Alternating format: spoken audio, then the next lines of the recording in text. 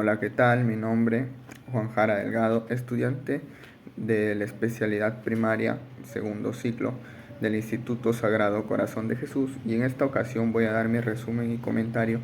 de la obra Crónica de una muerte anunciada de Gabriel García Márquez. Bueno, la historia se remonta a un lunes por la mañana, aproximadamente a las 5:30 de la mañana, mientras Santiago Nazar, nuestro personaje principal, se estaba recomponiendo de una fuerte resaca y tratando de controlar un fuerte dolor de cabeza, llevándose hacia la boca una aspirina y mostrándonos un poco de cómo era su vida, en qué consistían sus sueños y para él qué significado tenían y si en algún momento los iba a presenciar. Se dice que vivía en una hermosa casa en donde era de 2 pisos y quedaba cerca al muelle, en donde también se podía apreciar fácilmente una vista hermosa hacia la plaza. Se dice que Santiago esa mañana se vistió con prendas muy elegantes, de lino blanco sin algodón, del mismo color blanco, como si ya estuviera avisando a muchas personas sobre su muerte, porque en verdad que parecía un fantasma. Bueno, todo esto era para recibir la visita del obispo a muy temprana edad en el pueblo. Ya toda la gente estaba preparada con animales que iban a ofrendarle, mientras Santiago Nazar en su casa se tomaba una taza de café por la mañana como cualquier día de su rutina diaria. Antes de salir a su casa, tuvo una pequeña discusión con su cocinera, eh, Victoria Guzmán, y su hija Divina Flor, en donde se dijeron muchas cosas, entre ellos bastantes cosas personales, pero también se dice que Santiago era una persona muy obsesionado con las armas de fuego, ya que le gustaba la caza y contaba con varias armas que le heredó su padre Ibrahim Nazar, junto con una hermosa hacienda. También se dice que Santiago tenía la misma costumbre de su padre, ya que al ir a dormir, él escondía un arma envuelta en su almohada, pero los proyectiles los guardaba en otro lugar. A la hora de salir al encuentro del obispo, este mismo lo realizó por la puerta trasera, que era una cosa sin sentido, algo que nadie se lo esperaba, ya que siempre que salía bien vestido lo hacía por la puerta de enfrente. Aún más con la visita del obispo, que para ellos era una acción fenomenal, nunca antes había sucedido. Bueno, esto contaba su madre Plácida Linero, sin tener ni siquiera la mínima idea de que esa mañana lo iban a matar los hermanos Vicario, estos mismos que llevaban cuchillos envueltos en papeles, preparados ya para la ocasión. Santiago Nazar, antes de llegar al muelle, pasó por la tienda de leche, en donde se encontraba Clotilde Armenta, la dueña del negocio, y donde también los 2 hermanos Vicario descansaban de la trasnochada fiesta por el matrimonio de su hermana, y era el único lugar donde quedaba frente a la casa de Plácida Linero y era más fácil espiar a Santiago cuando saliera. Bueno, estos estaban descansando por la trasnochada fiesta que tuvieron por el matrimonio de su hermana Ángela Vicario, aunque sin saber por qué los hermanos querían matar a Santiago. Clotilde trató de no hacer mucho ruido para que no despertaran, y además rogó por un poco de tiempo para Santiago, porque no lo mataran, bueno, al menos antes de que pasara el obispo. A pesar de todo, a pesar de todo eso, se le había avisado a Santiago que lo iban a matar, dejándole una nota de papel en un sobre debajo de la puerta. Pero a pesar de que casi todo el pueblo estaba enterado, él no se había dado ni cuenta, no sabía nada. Santiago llegó al muelle para presenciar la visita, pero a pesar de todo esto, el buque donde viajaba el obispo no se detuvo y siguió su camino mientras este mismo realizaba la señal de la cruz desde la cubierta del buque. Su hermana de Santiago, Margot, parecía que se había dado cuenta de la situación. Corrió a darle la noticia a su madre, aunque muy aparte, se dice que la pelea de la rivalidad de los hermanos Vicario contra Santiago se debe a que se había confirmado de que la hermana menor, Ángela Vicario, no era virgen, y se dice que era cuestión o era acto de Santiago, pero era inocente y todo era un malentendido. Bueno, eso fue todo del capítulo 1, en donde el capítulo 2 inicia principalmente describiendo un personaje muy conocido que participó y tiene mucho, se puede decir que su drama y su actuación fue muy reconocida. Hablamos de Bayardo San Román y su gran entrada al inicio de su llegada en el pueblo, 6 meses antes de la boda, llegando también en un buque semanal, con una vestimenta muy peculiar y un cuerpo muy envidiable por muchos. Se decía que desempeñaba la labor de ingeniero de trenes y con una mentalidad de construir ferrocarriles en el pequeño pueblo. También enseñó una fórmula para seguir utilizando las pilas agotadas, algo que para la gente del pueblo era muy escaso ese conocimiento. Se caracterizaba por acudir a las fiestas, era una persona que le gustaba bastante el trago y era muy enemigo de los juegos de manos. En poco tiempo se hizo conocido en el pueblo, pero nadie tenía ni la mínima idea del por qué la tan repentina llegada a dicho lugar. Un día, mientras descansaba en una hamaca, vio a lo lejos 2 mujeres vestidas de negro, quien era Ángela Vicario y su madre, que pasaba por la casa donde Bayardo San Román se hospedaba. Y desde aquel momento, aquel personaje dijo que se casaría con ella. En un día de verbena, Bayardo compró todas las rifas que vendía Ángela solo para tener una mayor posibilidad de ganar el premio, el cual lo hizo, y sin pensarlo, él lo envolvió al regalo y se lo obsequió a su amada Ángela. Pero para todo esto, los padres de Ángela se dieron cuenta de tan repentino regalo y pidieron explicaciones a su hija. Pero esta misma explicaba que no había dado ningún motivo a Bayardo San Román para tal acción. La familia Vicario estaba conformada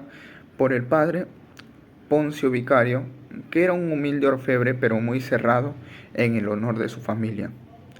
Purísima del Carmen, la madre de Ángela, que había sido maestra antes de comprometerse con Poncio Vicario, y los 2 hijos que eran los hermanos gemelos, y también habían 2 hermanas mayores que se habían casado muy tarde. Había una tercera hermana intermedia que había fallecido hace 2 años, y es por eso que Ángela y su madre le guardaban luto hasta ese entonces, aunque ya habían transcurrido 2 años de su muerte. Las mujeres estaban criadas para la atención del hogar, sabían tejer, planchar, coser y hasta hacer flores artificiales, y los hombres, por otro lado, estaban criados para trabajar como bestias. Un día la familia de Bayardo San Román llegó a la casa de los Vicarios, claro, en un vehículo muy elegante, una Forte,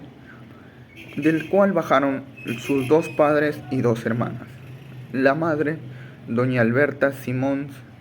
una mulata de buena presencia y deslumbrante belleza que la caracterizaba, y el padre, el general Petronio San Román, que era caracterizado por su heroica labor en las guerras civiles en el siglo anterior. Ángela Vicario no quería casarse con Bayardo San Román, ya que decía que existía una gran diferencia de edades, ya que él tenía alrededor de 30 años y ella era considerada aún una adolescente. Bayardo entonces acudió a un club social donde se encontraba un viudo, al cual le ofreció comprarle la casa que había vivido con su esposa difunta toda su vida y con todo el interior que tenía de muebles, pero no acudió a la petición de Bayardo, así que este mismo ofreció 10.000, terminando accediendo a su petición y, y al cabo de unos minutos Bayardo trajo el dinero y se lo pagó, aunque este le dijo que como ya era demasiado mayor de edad, se lo pagara por partes y así podría disfrutar su vida, ya que no tenía ni siquiera dónde guardar ese tanto dinero. En donde ese también sería el nido de la primera noche de bodas. Los novios recibieron la visita de muchas celebridades, tanto familia del esposo como familia de los vicarios, en su fiesta, y también recibieron unos regalos muy exclusivos, como un auto, como un auto convertible pero tiempo antes de la boda, Ángela decidió perder su virginidad de una manera muy secreta o que nadie sabía, porque todos la consideraban virgen.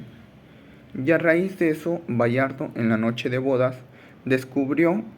que su amada no era virgen y decide maltratarla, golpearla hasta el cansancio, y lo lleva a su casa a dejarla con sus padres a horas de la madrugada, muy malherida,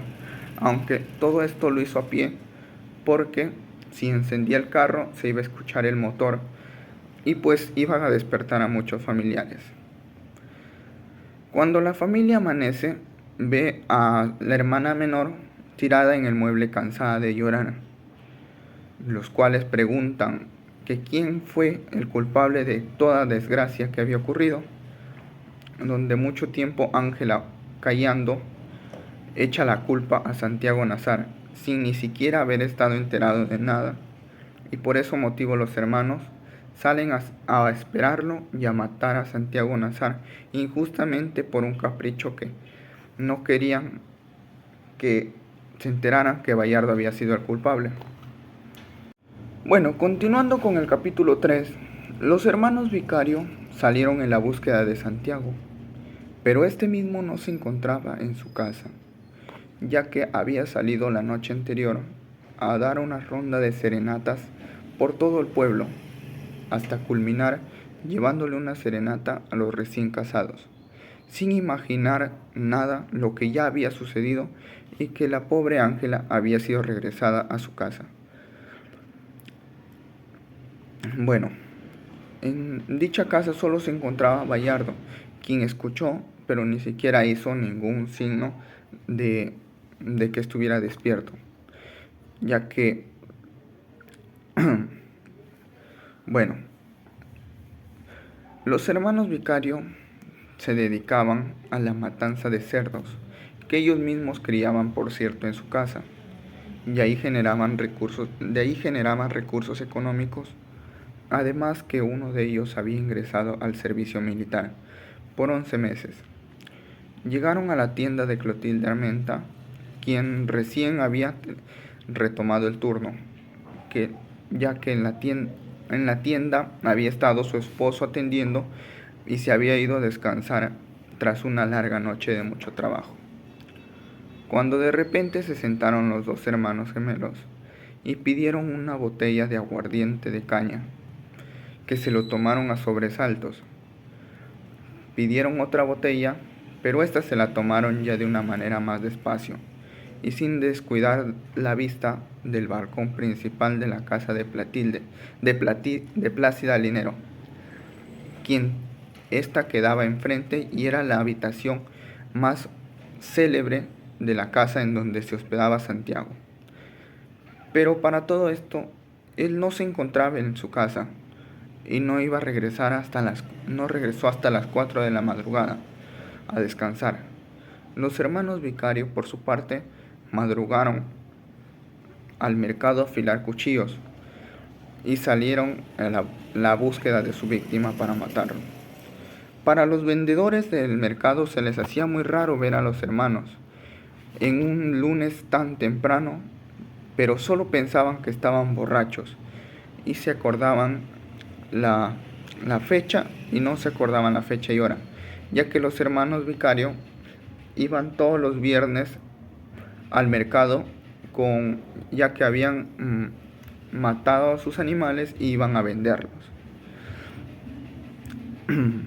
Pedro y Pablo trabajaban de la mano en el molino de afilar, ya que afilaron dos cuchillos muy célebres para ellos, que era uno de matarifes de 10 pulgadas de largo por 2,5 de ancho, que servía para descuartizar, y otro de 7 pulgadas de largo por 1,5 de ancho, que servía para limpiar carne. Clotilde, al ver la novedad de los cuchillos y al presenciar la afirmación de los hermanos por matar a Santiago, decide dar aviso al coronel del pueblo, Lázaro Ponte, quien acude a la tienda y les quita los 2 cuchillos para impedir que hagan tal acto. Como la noticia se había repartido muy rápidamente por todo el pueblo, los hermanos no iban a dejar impune la honra de su hermana, así que irían a afilar 2 cuchillos más en el mercado y volverían para observar los movimientos de Santiago. Para todo esto, la segunda vez que van a afilar los cuchillos al mercado, ya lo hicieron con más cautela, para que no se dieran cuenta los vendedores y así no pudieran dar aviso a nadie más, aunque ya la noticia estaba repartida por todo el pueblo. Los hermanos volvieron con un cuchillo de descuartizar de una hoja oxidada de 12 pulgadas de largo por 3 de ancho, y otro que no se define el tamaño aproximado, ya que tenía una forma circular. Antes de llegar a la tienda de Clotilde, pasaron por la casa de la novia de Pablo, quien siempre los esperaba de madrugada con una taza de café. Desde un principio se dice que fue Pedro el de la idea de matar a Santiago, pero a raíz que pasaba el tiempo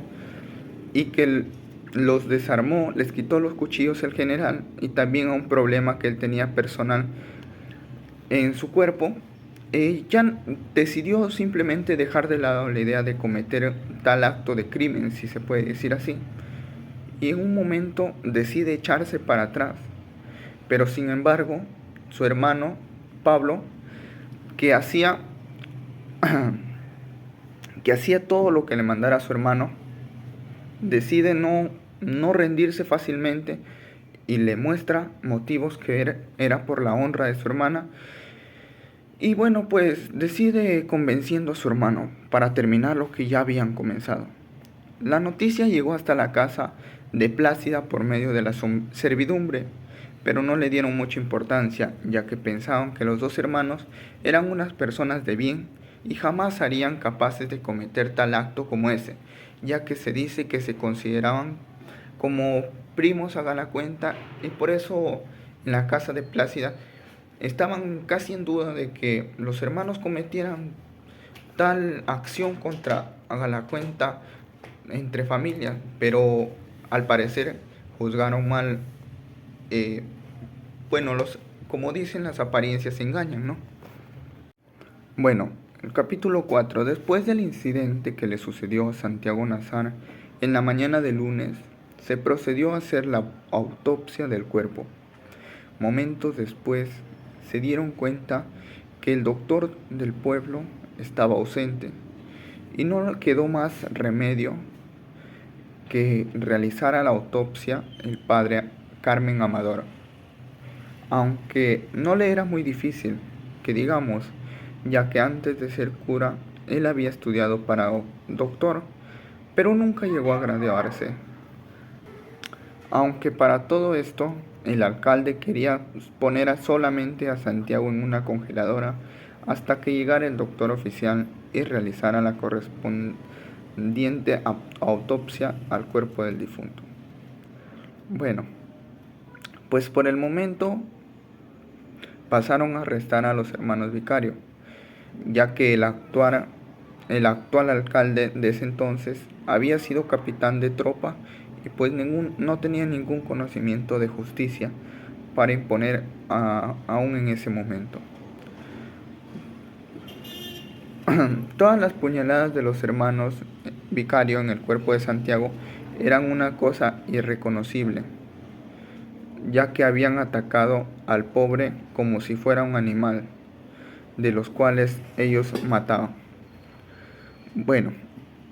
se puede decir que al principio habían 7 puñaladas las cuales se consideraban más mortales, ya que habían herido el hígado, estaba totalmente destruido, afectado por 2 puñaladas profundas. Tenía un total de 4 incisiones en el estómago, una de ellas que atravesaba el estómago hasta el páncreas, otras 6 perforaciones menores en el colon y múltiples heridas en el intestino delgado. Se le había perforado también un riñón. El padre también pudo descubrir que Santiago había sufrido una hepatitis a los 12 años y que fue mal curada, por cierto, por el doctor del pueblo. Después de todo, la conclusión de la autopsia decía que era una muerte causada por algunas de las 7 puñaladas más profundas y mortales. Pues al final se le entregó el cuerpo a sus familiares rellenos de trapos y de cal viva para que se pudiera conservar el cuerpo hasta la hora de su cristiana sepultura, a la misma vez que había sido cocida muy minuciosamente para que se pudiera mantener su estado hasta que ella ya no esté presente entre sus familiares. Por otro lado, los hermanos Vicario no se arrepentían nada de lo que habían hecho, ya que decían que lo habían hecho y lo volverían a hacer por el honor de su hermana. Pero a su vez tenían bastante miedo de que los árabes, familia de Santiago, tomaran algún tipo de venganza en contra de los hermanos asesinos. Aunque no llegó a mayores, pero sí se les hizo justicia en otro pueblo, en donde sí conocían más las leyes. Donde tiempo después también Pablo Vicario se casaría con su novia, después de cumplir su condena, y Pedro, quien era el que había estado en las Fuerzas Armadas, se retiró. La madre y las hermanas de Bayardo llegaron al pueblo el lunes por la mañana en un buque de carga y encontraron a Bayardo moribundo y bastante embriagado, por lo que lo sacaron en peso de la casa y se lo llevaron muy lejos por medio de una sábana y 2 palos, como si lo llevaran cargado.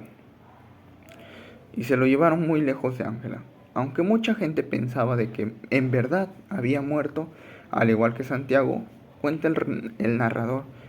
que además del suceso jamás se volvieron a ver Ángela y Bayardo hasta 23 años después, en donde lo encontró irreconocible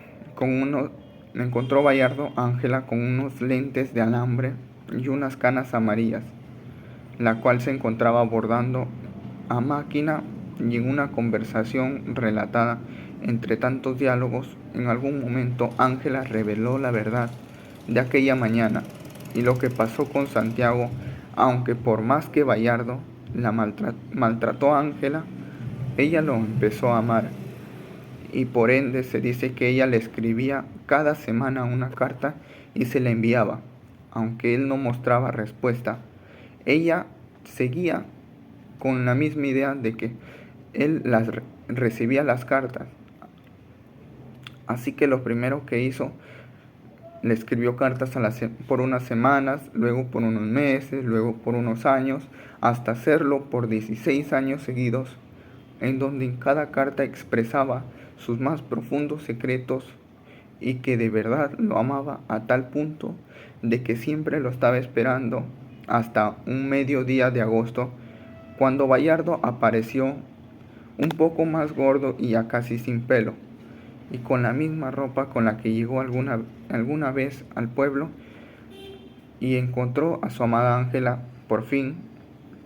quien también Bayardo llevaba todas las cartas que Ángela le había escrito durante 16 años, 16 años seguidos o más, y pues todas ellas estaban aún selladas y presenciaba Bayardo de que nunca las había abierto. Bueno, continuando con el quinto y último capítulo, la mayor impresión que se puede tener de la historia es que Santiago nunca llegó a entender el porqué siquiera de su propia muerte. Durante esa mañana, mientras iba Cristo Bedoya llevando a Santiago Nazar muy ebrio para que descanse en su casa, de pronto estos se encontraban en la tienda de Clotilde Armenta para comprar y se enteró de la noticia, la cual quiso ir corriendo para avisar a Santiago, pero por causas del destino simplemente no la encontró por ningún lado.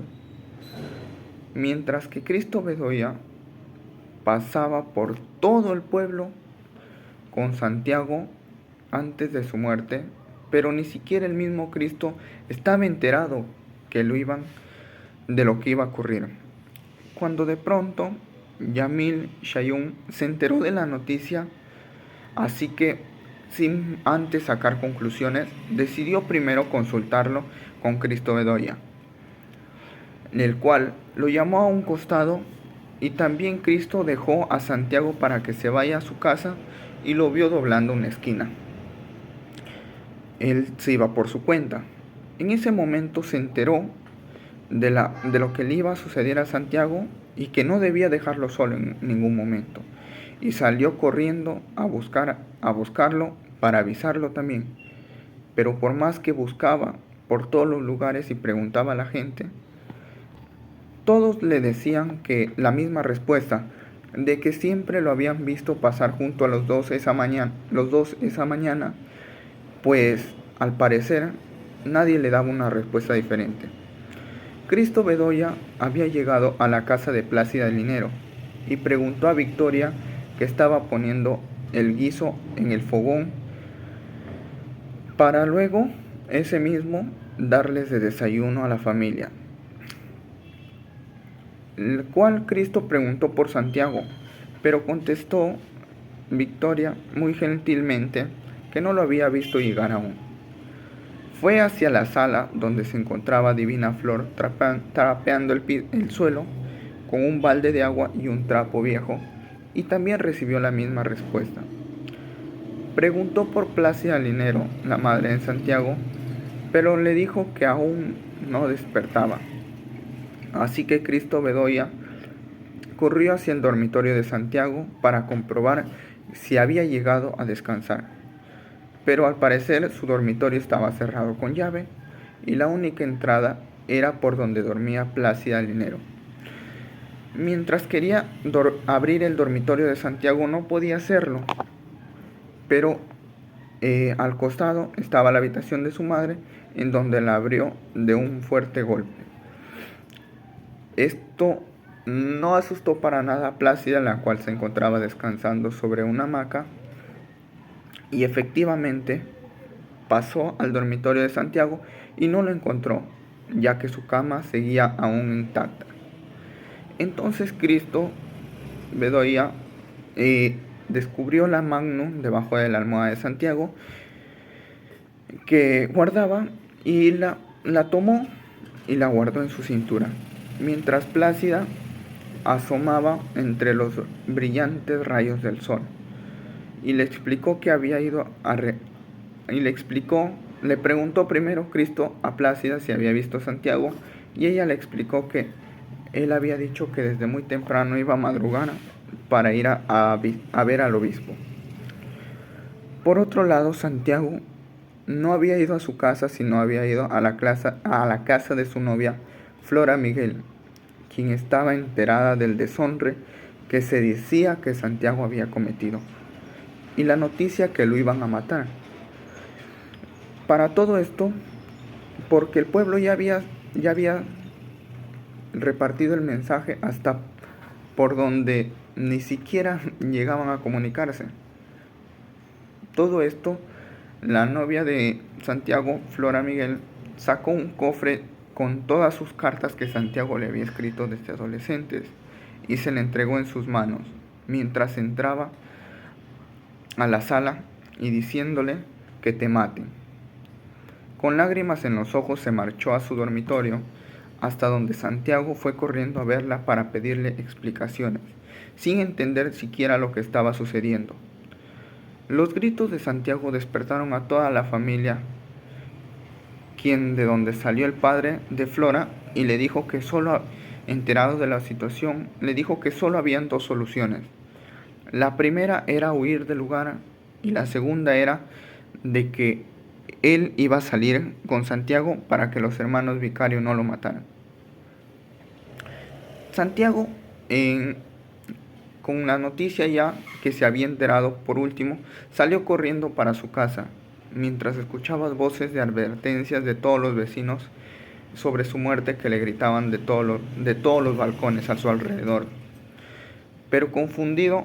se dio cuenta que se encontraba a 100 metros de su casa. Los hermanos Vicarios se dieron cuenta de su llegada y entonces salieron. Santiago apretó la carrera porque había visto la puerta de enfrente de su casa semiabierta y quería ingresar por ahí. Pero desde el interior Plácida había preguntado a Divina Flor, pero ésta había respondido que Santiago ya había ingresado a su casa porque Divina Flor dice que había visto una sombra y ella pensó que Santiago había llegado. Entonces había visto una alucinación pues, y Plácida vio que los hermanos corrían hacia la puerta y pensaba que iban a ingresar y a matar a su hijo en el interior. Sin pensarlo, ésta cerró la puerta y sin darse cuenta de que su hijo aún estaba afuera y a punto de ser apuñalado. Por más y más puñaladas que le daban,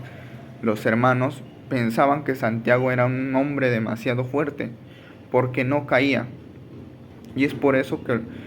lo querían apuñalar hasta en el corazón, pero calcularon mal y le cortaron el abdomen, mostrando todo su interior, hasta las vísceras. Aún así, Santiago recibió como 20 puñaladas, pero todavía tuvo el valor de caminar unos pocos metros hasta desplomarse en el suelo por completo y quedar bañado en un charco de sangre. Bueno, esta historia, mi reflexión es que el personaje principal, Santiago, tuvo una muerte muy repentina que ni siquiera